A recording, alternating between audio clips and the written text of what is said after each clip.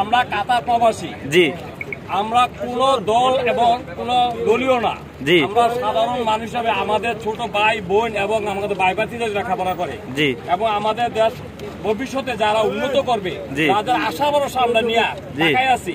জি তাদেরকে নিরীহ ছাত্রছাত্রীকে আমাদের পয়সার বন্দুক, আমাদের পয়সার পুলিশ, 2 পয়সার পুলিশ আমাদেরকে ভাই বোনকে নিরীহ কোনো অন্যায় করে নাই। সে অন্যায় সাধারণ কোনো অস্ত্র আছে কার কাছে? না না নাই। এই অর্ডার কে দিল?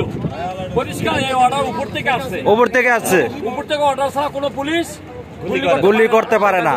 হ্যাঁ, তাই এখানে পরিষ্কার হিসাব আছে, সম্পূর্ণ শেখ হাসিনার অনুমতিতে তারা গুলি করতেছে। জি রাইট রাইট, ঠিক আছে।